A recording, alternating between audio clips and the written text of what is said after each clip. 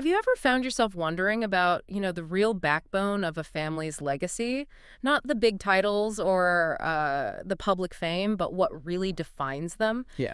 Over centuries, what Mm. actually holds fast when everything changes? Borders shift, wars happen, societies transform. It's such a compelling question because, yeah, often the things that really last, the most powerful impacts, Mhm. they aren't the loudest stories, are they? No, not at They're all. woven into something much more subtle, something deeper. Exactly.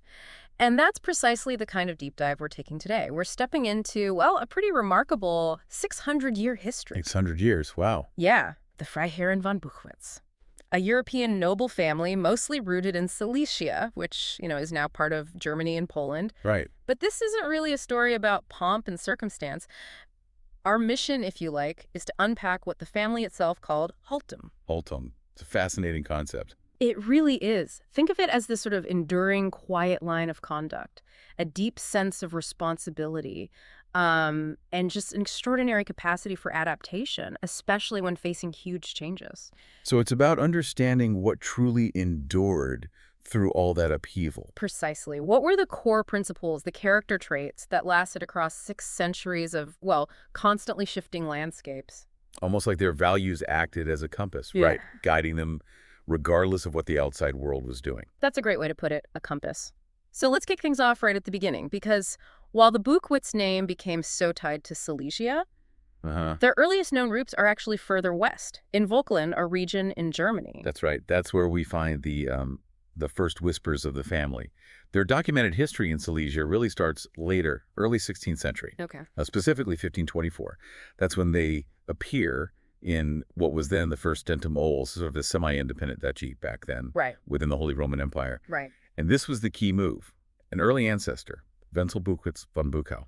Wenzel. Okay. He established their foothold there, became Lord of Pontwitz, and crucially, he married into the Pritzelwitz family, who were already quite influential locally. That helped solidify things. And the name itself, Buchwitz, it came from an actual place. Yes, Schloss Buchow, an ancestral estate near Koberwitz. That Mhm. castle, that land, it sort of gave them their enduring name. It became more than just property. It was really tied to their identity, their connection to that specific place. So they arrived, they established themselves through marriage and land. And then what? How did they start building influence? You mentioned it wasn't military. No, not really. What's truly fascinating is how quickly they built influence, but through a reputation for being utterly reliable. Reliability. That's interesting. Not Yeah. conquest, not force. Exactly. It was a quieter form of power, maybe more sustainable in the long run, you know? So how did they actually do that? What were the practical steps that built this reputation? Well, a really good example is Adam von Buchwitz. In 1549, he acquired an estate called Bogislawitz. Now, this wasn't some flashy move. It was about laying down a really crucial economic foundation. This kind of careful, strategic acquisition rather than, say, risky ventures. That really became a hallmark for them. Right, slow and steady. Right. Building a solid base. Precisely. And from that foundation, well, then came a more significant ascent.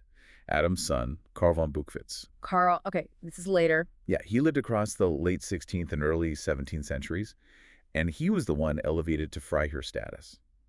Baron, a proper noble title. Ah, so a big step up for the family. A very big step. And he became a Landeshauptmann of Stentum Ols, which was essentially like a regional governor.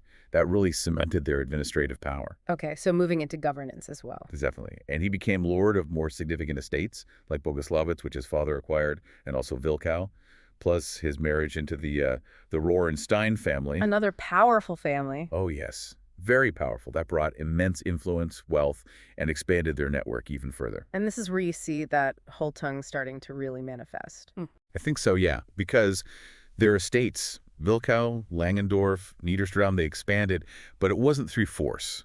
It seems to have been because the family just consistently demonstrated this quiet stewardship. People trusted them. Quiet stewardship. Can you give us an example? What did that actually look like on the ground for the people living on their lands? Oh, definitely. Take the church in Langendorf. There was a fire, a bad one. Destroyed it in 1763. Oh, dear. And the Buchwitz family, they immediately stepped in, financed the entire rebuilding. Just like that. Just like that. And here's a fascinating little piece of trivia. The architect they hired, Who was it? Carl Gotthard Langens. The Langens. Who designed the Brandenburg Gate? The very same. He designed this church first. And over the church portal, there's an inscription. It says, Gott zur Ehre der Menschen zur Pflege. To the glory of God for the care of humanity. Exactly. And what's so striking about that motto, it perfectly blends that, spiritual devotion with tangible, practical care. Right. It's not just about faith in the abstract. No, it's faith expressed through serving the community. That mix of the lofty and the grounded, that really feels like their Haltung in a nutshell. A deep belief that you show your faith through practical service. That's a really powerful statement of purpose. And it wasn't only these sort of grand rebuilding projects, was it? I understand they were involved in more everyday community needs, too. Absolutely. They really were. In another village, Wilkau, back in 1745, Ernst Ludwig von Buchwitz, he noticed the village school was basically falling apart, so he just replaced it, built a new one. And the school chronicle from that time, it actually records, Jedes Kind erhält Feder, Tinte und Heft kostenlos aus Mitteln des Gutschein. Every child receives a pen, ink, and notebook free of charge from the Lord of the Manor's funds. Yeah. I mean, that's not just charity, is it? It's proactive. It shows this deep-seated sense of responsibility for the community's future, for education. It's their Haltung made practical. So their influence really stemmed from this internal compass, this sense of responsibility. And it sounds like this extended beyond just their own lands through strategic alliances. Oh, definitely. Their power was significantly amplified by the networks they built. Yeah. Especially through marriage. Right. You mentioned the Rohr-Stein connection. Yes, and others too. Families like von Kosboth, von Reibnitz, von Dieren. These marriages created this robust web. It was built on loyalty, but also on pragmatism. Pragmatism, okay. There's actually a great quote from Hans von Buchwitz. He wrote to his brother, Leopold Heinrich, back in the early 18th century. He said, Unser Reichtum sind nicht die Ländereien, sondern die Bündnisse, die sie tragen. Our wealth is not the lands, but the alliances that bear them. Oh. It really gives you insight into their mindset, doesn't it? A Haltung that understood the true value wasn't just material possessions, it was human connection, mutual support. That's incredibly insightful. So they weren't just landowners then, they were actually sort of economic drivers too, setting up businesses. Precisely. Alongside being these large estate owners, Gutschein, they founded actual businesses, things like a sugar factory, even a soap factory. Huh. So quite entrepreneurial. Yeah, it showed their Haltung wasn't just passive responsibility, it was dynamic. It included practical economic development as part of their duty to the region, you could say. This blend of, quiet duty and very practical impact really brings their Haltung to life. Let's maybe look at some of the specific people who really embodied this ethos. Okay, a prime example has to be Carl Friedrich von Buchwitz. Carl Friedrich, right, 18th century. That's him. He was a Landrat in Glogau, which is basically, he was the Prussian civil servant par excellence, meticulously efficient. How so? What did he do? His administrative work was apparently legendary. We're talking hundreds of pages, just filled with incredibly precise tax lists, harvest reports, that kind of detail. Wow. And his philosophy was crystal clear. He wrote to his son once, something like, Amt ist nicht Herrschaft. Amt ist Dienst. Wer dies vergisst, verliert sich. Office is not dominion, it is service. Whoever forgets this loses themselves. Exactly. That's not just a nice sentiment, right? It's the core of a bureaucratic Haltung that really prioritizes selfless service over personal power. And that philosophy, it translated into concrete action, didn't it? Tell us about the Buchwitz Stiftung, the foundation. Ah, yes, the Buchwitz Stiftung.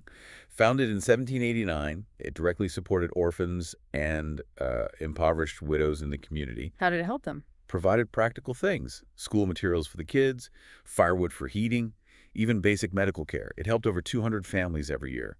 And incredibly, it kept going right up until 1945. Until 1945, that's amazing persistence. It really is. And its motto was just so understated. Ohne Pathos, ohne Pomp nur Pflicht. Without pathos, without pomp-only duty. It just perfectly captures that humble, duty-driven approach. Philanthropy because it was the right thing to do, not for show. Duty seems to be the watchword. What about military service? That often comes with pomp and glory, but it sounds like that wasn't their focus either. No, definitely not. They were never, famous military figures, but they served consistently, quietly, without fanfare. It was part of that same Haltung. Okay. Take Hans Ernst von Buchwitz. He was lieutenant under Frederick the Great, mid-18th century. Huh? His diaries survive, and they're fascinating because they contain dozens and dozens of notes about, Grain shipments, arranging quarters for troops, dealing with sick soldiers. The real nuts and bolts of logistics. Not battle stories. Not a single victory cry, apparently. Just meticulous notes on provisions and administration. It powerfully illustrates their focus, functional loyalty, practical responsibility, even in war. It wasn't about personal glory. It was about making things work. And this sort of dedication to functional duty, it seems like that carried on through the generations, even into more modern times. Absolutely. You see it later with figures like General Major Wilhelm von Buchwitz in the 19th century. And then Werner von Buchwitz, he lived well into the 20th century, died in 78. He was actually a lawyer, but also served as General Major, even won the Iron Cross. Right. And Hans von Buchwitz, a captain who tragically died in a plane crash during World War II. Their military careers, time and again, they just underscore this lineage driven by, well, obligation and service rather than personal ambition or chasing fame. So responsibility, duty, clearly core pillars. What about intellectual life? Did curiosity, scholarship play a part in shaping their Haltung? Oh, it definitely did. It wasn't just about administration and duty. You had figures like Hans Ernst von Buchwitz and Buchau, and another Hans Ernst von Buchwitz. These are late 17th, early 18th century guys. Okay. And they were genuine polymaths, jurists, theologians, scholars. They built up an extensive library at one of their estates, Schloss Niederstradam, over 5,000 volumes, which was a really significant collection for that time. 5,000 books back then. Yeah, that's serious. It really is. And they seem to have this guiding principle, something like, Das Recht ist die Form, die das Leben braucht, die Wahrheit ist der Gehalt, den es sucht. Law is the form that life needs, truth is the content it seeks. That's quite profound. Isn't it? It reveals a Haltung that really valued knowledge, understanding the structure of law, the pursuit of truth as foundational for a well-ordered life. Not just, for showing off how educated you were. That intellectual grounding, it really adds another layer to understanding their administrative work and their sense of duty. Now, society changes, right? Especially with the rise of cities in the 19th century.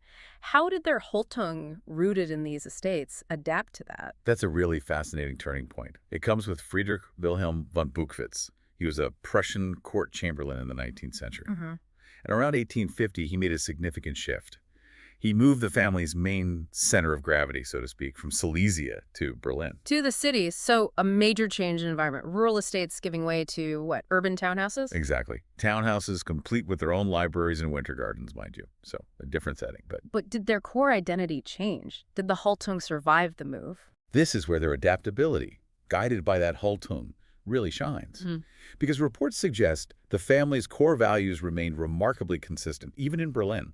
There's a description of them being distant to fashion, clear in decisions, loyal to measure and education. Interesting. So they integrated without compromising. It seems so. They adapted their lifestyle to the new urban reality, pragmatically. But they didn't just throw away their internal compass, their principles. It wasn't a surrender. It was an adaptation. And this adaptation, it wasn't just about physical spaces, was it? It extended into cultural circles, too. There's a particularly remarkable story about one of the Buchwitz women. Yes. You must mean Charlotte von Buchwitz. Exactly. Late 18th century Weimar. A truly striking figure. A woman of, by all accounts, sharp intellect, real musical talent, and just an unusual presence in that Weimar scene. She definitely challenged conventions. She even gets mentioned by Goethe, doesn't she, in a letter? She does, Goethe wrote. Jene Charlotte von Buchwitz, deren Geist mich reizt und deren Stimme in mir bleibt. Which translates to something like, that Charlotte von Buchwitz whose spirit entices me and whose voice remains within me. Wow. High praise from Goethe. And just to be clear for listeners, this isn't the Charlotte von Stein that people might know from Goethe's life? No, absolutely not. A different person entirely. This Charlotte was the daughter of Carl Friedrich von Buchwitz, who's a master forester. Right. And she wasn't just, some passive muse. She was an active participant in Weimar's intellectual ferment, discussing philosophy, reading widely, composing music. She interacted as an equal with big names like Wieland and Lenz. So she influenced the cultural circles of the time. Absolutely. And apparently without any hint of scandal, despite the close connection with Goethe possibly influencing his Sorrows of Young Werther. Her enduring legacy within the family was summed up perfectly. Sie war Stimme, nicht Echo. She was voice, not echo. I love that. It really speaks to this strand within the family, doesn't it? Strong, intellectually independent women whose own Haltung, allowed them to be impactful, even without holding traditional titles or roles. That's a powerful testament, and it points to a broader cultural patronage, perhaps, supporting arts, music, literature, enriching their heritage in yet another dimension. It seems so. All these threads, the quiet duty, the deep responsibility, the intellectual curiosity, the cultural engagement, they're all sort of symbolically woven together in another enduring family symbol. Which is? Their Wappen, their coat of arms. Ah, okay. So more than just a decorative shield, what does it tell us about their Haltung? Well, the Wappen itself is interesting. It's a split shield, black and gold on one side, blue and silver on the other, which you could interpret as symbolizing that blend they had tradition and pragmatism. Okay, makes sense. And the crest on top, the helm's here, it's a crowned griffin. That's a direct nod to their deep Silesian roots. It's like a visual stamp of their core identity. Did it change much over time? There were minor regional variations, actually. Like a black griffin was common in Austrian Silesia, while a horned griffin appeared more in Prussian Silesia. But the basic pattern, remarkably consistent over centuries, which again speaks to that foundational identity that just endured despite minor artistic shifts. So it sounds like the Wappen was less about showing off and more about an internal reminder. I think that's exactly right. You see it used, yes, but on things like seals, engraved subtly on family silver, maybe in bookbindings. It wasn't plastered everywhere for ostentatious display. It functioned more as this quiet, constant sign of who they were, a reminder of those core principles.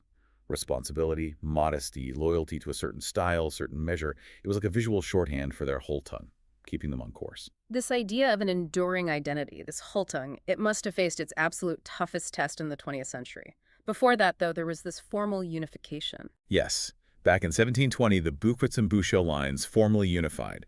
It was perhaps more symbolic than practical, reflecting a spiritual unity. And around that time, their extensive family archives were centralized at Schloss Boguslavitz. And those archives, they held some key documents. Absolutely crucial ones. Things like the original 1524 Linz brief for Pontwitz, the document confirming their very first land grant in Silesia. Wow. And Sophia's Testament from 1720, the one that actually set up the funding for that school foundation in Wilkow we talked about. Right, providing the pens and notebooks. Exactly. And incredibly, they even had the war diaries of Carl von Buchwitz from the 30 Years' War, 1618 to 1648. And just like Hans Eberhard later, Carl's diaries focused almost entirely on logistics, supplies, movements, not battles. Another powerful glimpse into that functional, duty-focused mindset even centuries earlier. But then came the mid-20th century and just immense loss. Unimaginable loss. Yeah. Yes. The world wars took a heavy toll, claiming many family members. And then, perhaps even more profoundly, came the loss of their ancestral homeland, their possessions in Silesia. Right. 1945, expropriation of the estates due to land reform. Yes. It essentially marked the end of their centuries-long era tied specifically to that region, Schloss Boguslavitz, where those precious archives were kept. It eventually became a hotel in the 1960s. So, facing that complete upheaval, losing their historical roots, their land, their base, how did their Haltung help them navigate that, survive, rebuild? This must have been the ultimate test of that adaptability you mentioned. It really was a crucible moment because the family scattered. They ended up all across Germany. And when we say Germany here, we mean, the continuity of the land and its people, rather than getting bogged down in the specific political divisions right after the war. Understood. But even as they scattered, their values, that core Haltung, it didn't seem to break. There's stories about how things like the furniture, the family silver, the porcelain from their Berlin townhouse, they were actually preserved. How? In all that chaos. Not by luck, it seems, but by deliberate family foresight. Clear decisions made during incredibly chaotic times. That was Haltung, in action, prioritizing what represented their enduring identity, even when everything else was falling apart. That's incredible. So the Familiensilber, the family silver, rescued somehow from Silesia. It's more than just old silverware, isn't it? Oh, much more. It's tangible proof. A material testimony to their continuity, to the craftsmanship they valued, and just their sheer ability to preserve core values, even when their entire world was crumbling around them. And they didn't just start from scratch in their new lives. No, and that's key. They adapted to the new realities, but they did it from a position of, existing skills, that ingrained sense of duty, and those deep-rooted values we've been talking about, and that old mit allem Gesinde attitude. What does that mean exactly? It's like, with all the dependence or responsibility for everyone in your charge, including employees, That sense of accountability, it reportedly persisted wherever possible, even after losing the estates. Yeah. It demonstrated this unbroken line of conduct, this sense of responsibility, no matter the external circumstances. And the family line itself continued, a testament to that enduring Haltung. Yes, it did. The last known representatives we have records for are Richard Gerhard Buchwitz, who was born in Berlin back in 1925 and passed away relatively recently in 2013, Okay. and Ralph Lothar Buchwitz, born later, 1961, in Munich. The line continues. So when we really step back and look at this extraordinary centuries-long journey of the Freiherren von Buchwitz, what really emerges is it isn't a story of, fleeting fame or dramatic conquests or titles. No, not at all. Instead, it's this incredibly powerful narrative about an unbroken line of, quiet duty, profound responsibility, and this remarkable, deeply ingrained adaptability. That's what allowed them to navigate centuries of truly sweeping, often violent change. It really makes you pause, doesn't it? Thinking about how understanding these deep-rooted histories, these stories of resilience and unwavering values, can actually offer a pretty powerful perspective. Maybe even a foundational one for facing our own modern challenges, the rapid shifts we see today. Yeah. Perhaps the most significant legacies, the ones that truly shape things, are often the quietest ones, the ones you don't immediately see. Absolutely. And the lessons from these kinds of unseen histories, stories of quiet perseverance, of impactful but understated contributions, they're profound. They're shaping our world right now in ways we probably don't even notice most of the time. It really makes you wonder, doesn't it, what other subtle but deeply significant histories of Haltung are unfolding all around us, maybe even in your own family, your own community right now, just sort of waiting to be noticed, something to definitely mull over until our next deep dive.